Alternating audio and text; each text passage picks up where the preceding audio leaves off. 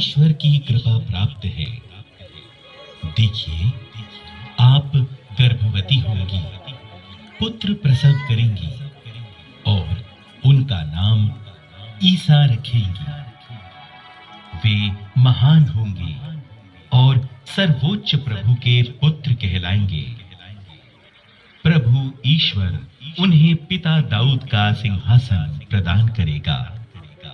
वे याकूब के घराने पर सदा सर्वदा राज्य करेंगे और उनके राज्य का अंत नहीं होगा। ये कैसे हो सकता है? मेरा तो पुरुष से संसर्ग नहीं है। पवित्र आत्मा आप पर उतरेगा और सर्वोच्च प्रभु की शक्ति की छाया आप पर पड़ेगी। इसलिए जो आपसे उत्पन्न होंगे वे पवित्र होंगे और ईश्वर के पुत्र कहलाएंगे, क्योंकि ईश्वर के लिए कुछ भी असंभव नहीं है। देखिए, मैं प्रभु की दासी हूँ। आपका कथन मुझ में पूरा हो जाए।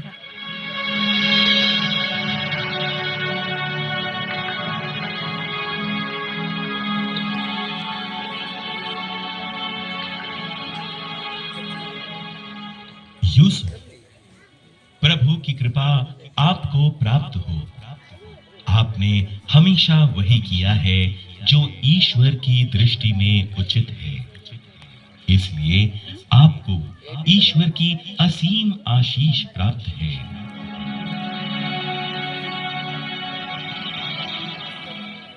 आप कौन हैं और आपकी इस ईश्वरीय आशीष का क्या मतलब है?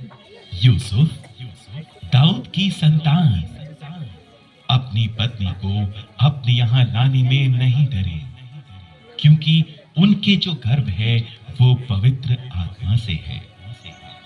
वो पुत्र प्रसव करेंगी और आप उनका नाम ईसा रखेंगे, क्योंकि वे अपने लोगों को उनके पापों से मुक्त करेंगे।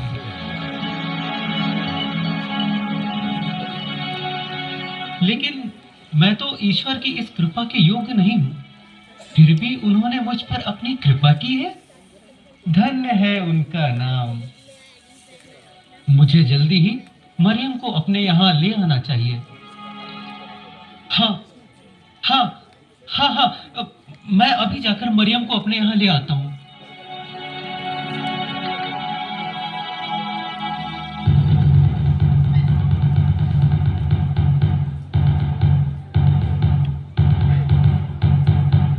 सुनो सुनो सुनो, राजाधिराज रोम सम्राट श्री कैसर अगस्तस महान का ये फरमान है कि सभी लोग अपने अपने कुल और जाति के नगरों में जाकर जनगणना सूची में अपना नाम दर्ज करा ले। जो कोई भी राजा की इस आज्ञा का उल्लंघन करेगा उसे कड़ी से कड़ी सजा मिलेगी।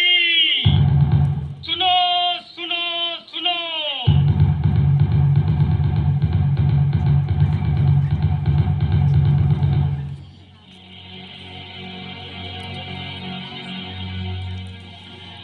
हे ईश्वर, इस ठंड के मौसम में राजा का ये कठोर फरमान, हम गरीबों का क्या होगा? खैर, राजा की आज्ञा है, उसका पालन तो करना ही होगा।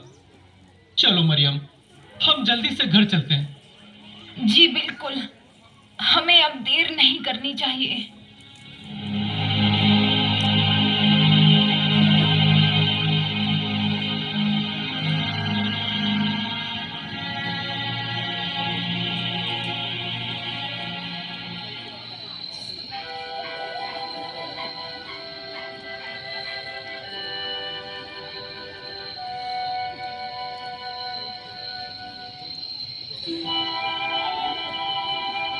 स्वामी, हमें और कितनी दूर जाना है?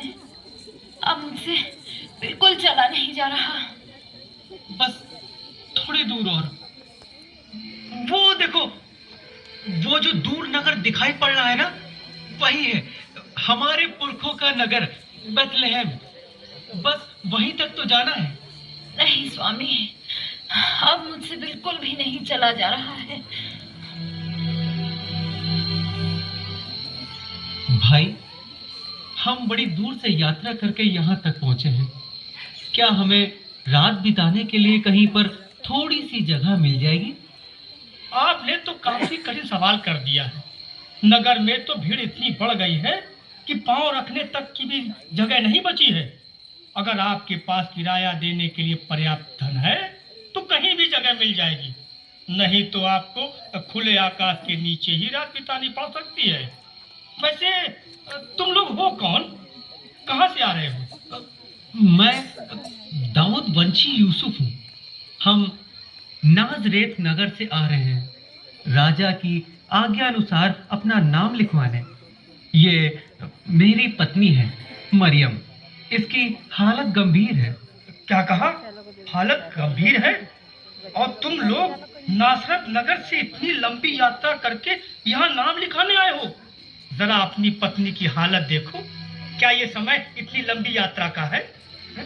अरे तुम्हें अपनी पत्नी का जरा भी ख्याल नहीं है? क्या करे भाई, मजबूरी है। विदेशी शासन है और काफी सोच समझकर कदम उठाना पड़ता है। लगता है अब हमें खुले आकाश के नीचे ही रात गुजारनी पड़ेगी। ऐसा ना कहो बेटी, इंसान इंसान की कदर नहीं करता तो क्या हुआ, ईश्वर तो जानता ही है। देखो, नगर में कई गौशालाएं हैं। अब सराय में तो कहीं रहने की जगह नहीं मिली है, इसलिए अगर तुम चाहो तो किसी एक गौशाला में आज की रात गुजार सकती हो। काश काश हमें किसी गौशाला में ही थोड़ी सी जगह मिल जाती। अवश्य बेटी, आओ यूसुफ, मैं तुम्हें एक गौशाला दिखा देता हूँ। तुम दोनों वहीं जाकर आज की रात गुजार लेना। अगर चाहो तो कल दिन में कोई दूसरी जगह खोज सकते हो। आओ मरियम, मैंने कहा था ना कि ईश्वर कुछ न कुछ प्रबंध अवश्य करेगा। हे ईश्वर, तेरा लाख लाख शुक्र है।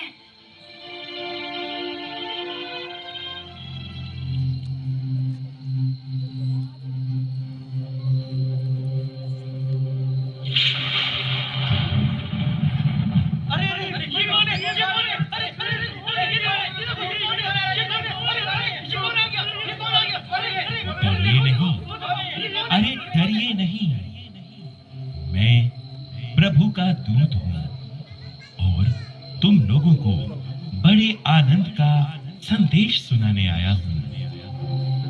कौन हो तुम? कौन हो तुम? भाई, मैं प्रभु का दूत हूँ। प्रभु का दूत? डरो मत, इधर देखो, मेरी ओर देखो। मैं तुम लोगों को बड़े ही आनंद का संदेश सुनाने आया हूँ। आनंद का संदेश? नहीं, ये कोई चाल है। हमें इसकी बात का भरोसा नहीं करना चाहिए। पता नहीं ये क्या कर दे। अरे जाओ नहीं, जाओ नहीं, रुको, मेरी बात सुनो। संसार के मुक्तिदाता, गरीबों के मसीहा ने जन्म ले लिया है। मैं उन्हीं के जन्म का संदेश सुनाने के लिए तुम्हारे पास आया हूँ। क्या कहा? गरीबों के मसीहा? यानी कि क्या मसीहा ने जन्म ले लिया है? परम पावन ईश्वर के पुत्र ने बेथलेहम की एक गौशाला में जन्म लिया है। यदि तुम्हें मेरी बातों पर विश्वास नहीं है तो जाओ, स्वयं देख लो। तुम एक बालक को चरनी में लेटा और सफेद वस्त्र में लिपटा हुआ पाओगे। वही मसीहा है। लेकिन आप इतना बड़ा अद्भुत समाचार सभी बुद्धिमानों को छोड़कर हम गरीबों को ही क्यों सुना रहे हैं? क्योंकि वो गरीबों के मसीहा है। क्या कहा? गरीबों का मसीहा? हाँ, गरीबों के मसीहा। लेकिन वो मात्र गरीबों के ही मसीहा नहीं, बल्कि वो हर एक जरूरतमंद व्यक्ति के मसीहा हैं। चलो चलो, हम अपने मसीहा का दर्शन करने चले। हाँ हाँ, चलो चलो, हमारे मसीहा, हमारे मुक्तिदाता जन्मे हैं। हम उनके दर्शन करने चले। चलो। हाँ हाँ, चलो चलो चलो चलो जल्दी चलो चलो चलो चलो चलो चलो।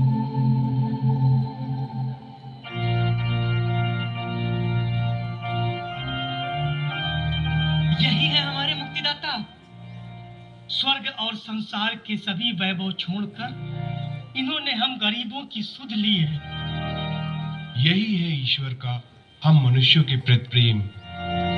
मनुष्य हमें भूल सकते हैं, लेकिन ईश्वर नहीं। हे प्रभु, तू धन्य है, तू महान है। गरीबों के मसीहा की जय हो। आओ हम अपने मसीहा की स्तुति करें।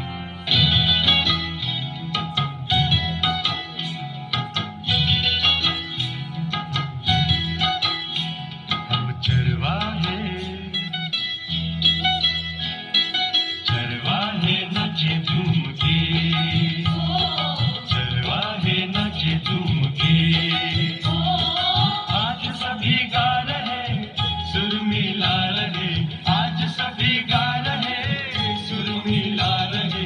मिलके करे वंदना, चरवाहे नाचे झूम के, चरवाहे नाचे झूम के।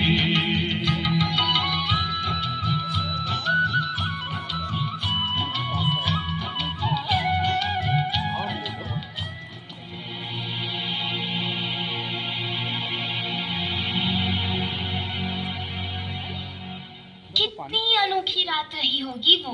मात्र सुनने भर से ही मुझे बहुत अच्छा महसूस हो रहा है। हाँ, इसीलिए तुम्हें प्रभु यीशु के जन्म के बारे में बताया। ये प्रेम और शांति जब तक इंसान अपने अंदर महसूस नहीं करेगा, तब तक वो इसे औरों में कैसे बांट पाएगा। बदलाव हमें अपने अंदर लाना है। ईश्वर ने हर इंसान को सोचने और समझने की शक्ति दी है। इंसान का सच्चा साथी उसका अपना अंतर मन होता है और उसे अच्छाई और बुराई के बीच का फर्क हमेशा बताता है। हमें चाहिए कि हम अपने अंदर की अच्छाइयों को पहचानें और बुरे विचारों को त्याग दें। लोगों में प्यार की बातें और पूरे विश्वास के साथ सकारात्मक विचारों का अनुसरण करते हुए जीवन की सभी चुनौतियों का सामना करें। तभी हम अपने अंदर सच्चा बदलाव ला सकते हैं।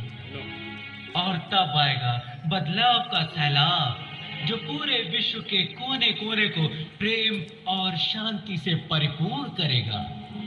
जब इंसान बदलेगा, तब परिवार बदलेगा। परिवार से समाज बदलेगा और सामाजिक बदलाव से ही देश बदलेगा। जाओ प्यारे डेविड, क्रिसमस की खुशियां मनाओ।